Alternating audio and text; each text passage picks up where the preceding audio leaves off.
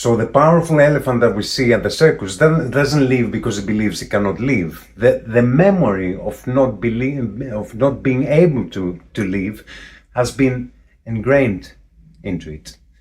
And it never questioned since then its situation. It never tried again to break loose. All of us, more or less, are just like the circus elephant. We wander the world tied to invisible stakes, convinced that we cannot do things simply because once upon a time, when we were young, we either tried and failed, or because someone somehow said, no, you cannot do this.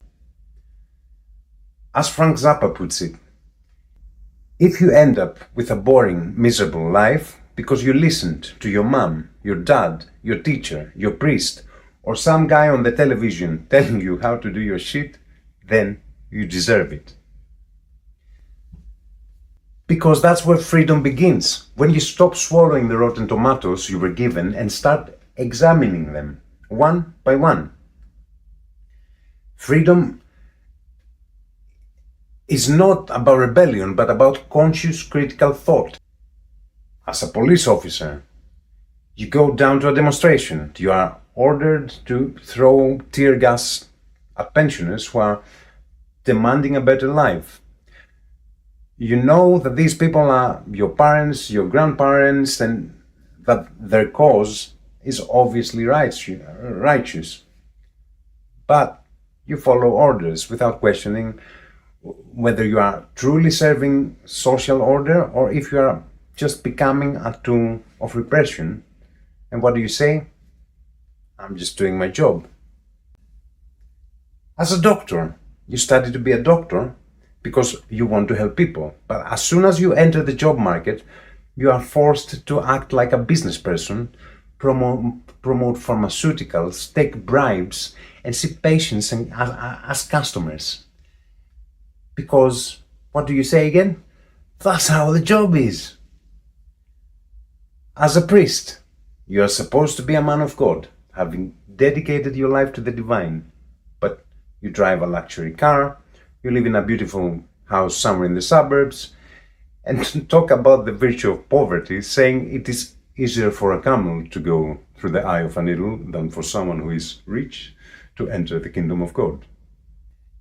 Instead of seeing it as a dead end and just saying I'm doing my job, you need to ask yourself, is there a way for me to stay here and remain true to my values? If the answer is yes, then how can I shift my position? You look for another job or propose some changes within the company. If you cannot do that, then you use part of your salary to support something else on the side, or you use some of your free time to do something useful.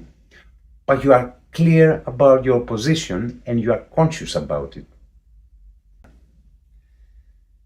The contradictions in our daily lives come from our own unconsciousness and our distance from this dialectical thinking. We don't learn to question, to challenge, to analyze. We have been made to believe that dialectics is something difficult, something boring, something very theoretical for academics, when in reality it is the most practical tool we have to live totally consciously. Examples of dialectical contradictions in everyday life. In philosophy itself, you feel that you don't have a clear worldview and you just follow what you were taught. And you need to ask yourself, what are my basic principles? What are my ideologies and beliefs?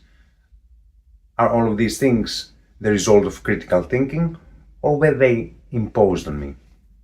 And through dialogue with your own self, through internal questioning and searching, you start forming your own perception of the world, and you filter all the information out. You read an article or hear a news report, but you feel that something isn't right. Something seems strange and suspicious. You don't swallow the information whole or react with your emotions because it's something scary or whatever. You look for who published it, who might have an interest behind this publication, and what the opposing view is. And you seek out sources and compare them before forming an opinion and taking a stance.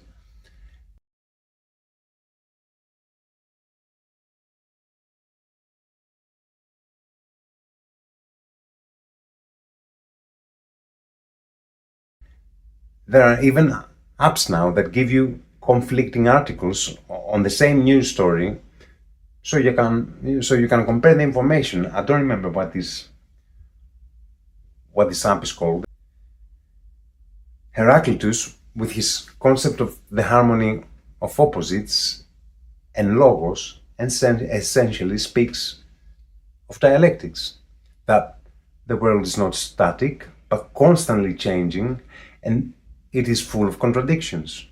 He says war is the father of all things, and what he says, he's basically implying that the conflict of opposites is the very driving force of evolution. Dialectics help us to understand how these contradictions and conflicts are simply the way the universe moves and evolves. To free yourself from all this programming, the programming that society, school, adults themselves, who were also tied to their own stakes, burdened us with, it is the greatest gift you can give to yourself.